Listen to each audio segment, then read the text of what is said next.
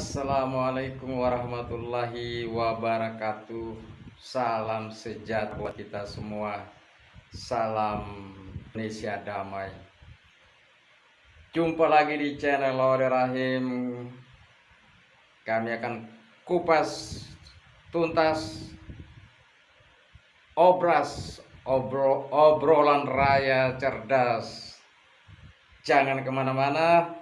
Dan jangan lupa subscribe, bunyikan loncengnya agar berita-berita terbaru dari kami Anda bisa mengikutinya. Biasanya prolognya sebelum video ini saya tuntaskan. Biasanya awal saya ingin membawakan kata-kata hikmah. Bertolong-tolonglah kamu kepada kebaikan dan takwa, tapi jangan kamu bertolong-tolonglah kepada kesesatan dan permusuhan. Al-Quran.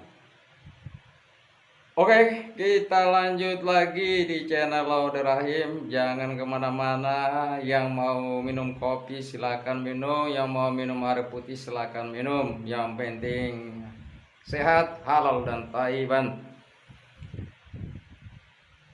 Tentunya Anda akan bertunggu-tunggu tema apa yang kali ini saya akan angkat. Karena di channel Laude Rahim ini tema-tema hangat, politik, hukum dan ekonomi kita akan bahas yang kualitas berita nasional.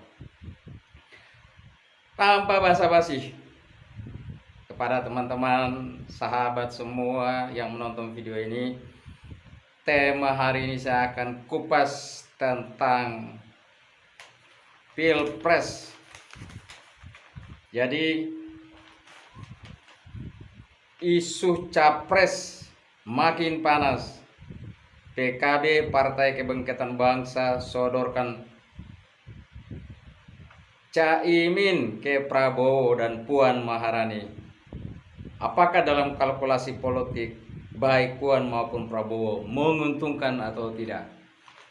Jadi saya ingin jelaskan bahwa Partai Kebangkitan Bangsa PKB ini ingin menyodorkan ketua umumnya Muhaimin Iskandar kalau bisa dipasangkan dengan Prabowo atau Puan Maharani. Tentunya calon dari Partai Gerindra maupun calon dari Partai PDIP akan menghitung kalkulasi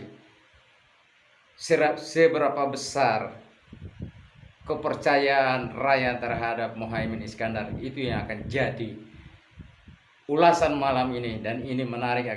Jangan kemana-mana, tetap di channel Laude Rahim. Kita lanjut lagi.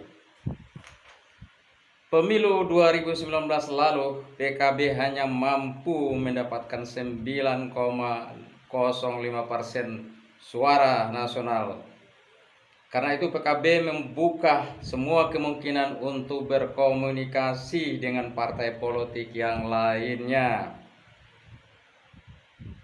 Diketahui aturan dalam Undang-Undang Pilpres, syarat mencalonkan presiden atau presiden threshold ialah partai atau gabungan partai yang memiliki 20% suara nasional atau 25 kursi di parlemen. Itu syarat. Jadi presiden threshold itu 20%. Baru partai atau gabungan partai bisa mencalonkan calon presiden. Ketika ditemui Gus Yajil atau sapaan Jazilu menegaskan bahwa PKB partai yang moderat bisa membuka kemungkinan komunikasi dengan partai politik mana saja. Selama ini kami terus menjalin komunikasi dengan partai-partai politik lain. PKB cukup bisa diterima dengan baik, bahkan selama ini selalu jadi penentu kemenangan. Dilanjutkan oleh Gus Yajil, PKB ingin menyorongkan Caimin, ingin berpasangan dengan dengan Ibu Puan Maharani. Ide menduetkan Caimin dengan Puan disampaikan oleh Ketua DPP PKB Faisal Rija. Alasannya PKB punya hubungan baik dengan PDIP yang sudah terjalin lama. Selain itu PKB menilai PDIP memiliki kesamaan pandangan dan kebangsaan. Jadi PKB menilai bahwa PKB dan PDIP mempunyai semangat kebangsaan yang sama. Biasa cerita politik mah begitu.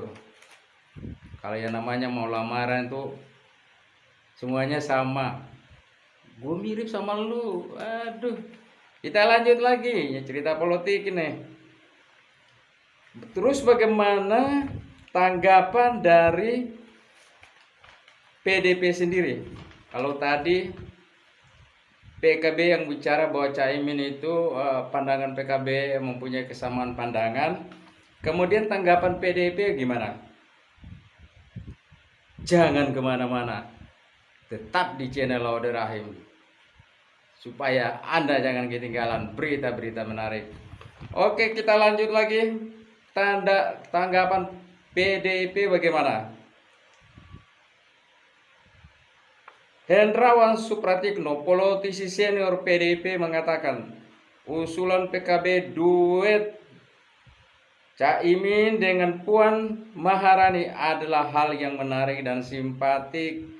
Hanya saja, kata dia, penentuan pasangan calon capres di PDIP merupakan hak prerogatif dari Ketua Umum Megawati Soekarno Putri.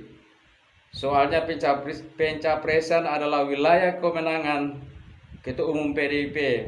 Bahkan sudah ada surat edaran agar kader tidak membicarakan soal ini, ujar Hendrawan, seperti yang dilansir dari wartaekonomi.co.id. Kita lanjut lagi. Kemudian bagaimana dengan Gerindra? Kalau tadi PDP sudah ada mekanisme bahwa penentuan capres itu adalah hak Ketua Umum Megawati Soekarno Putri.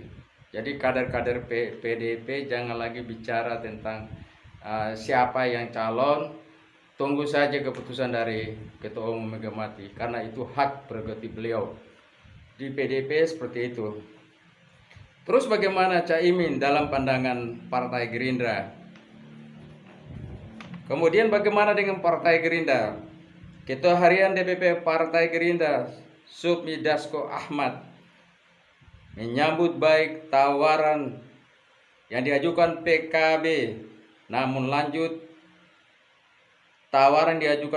Namun lanjut Supmi Dasko, urusan koalisi masih terlalu dini untuk dibicarakan. Jadi menurut Dasko itu, Supmi Dasko, bahwa pembicaraan bagaimana PKB ingin dipasangkan dengan Gerindra masih terlalu pagi, masih terlalu dini. Di internal Partai Gerindra aja belum pernah dibicarakan di dalam rapat-rapat yang resmi. Kita lanjut lagi ya. Namun lanjut Saiful menyambut baik tawaran yang diajukan PKB.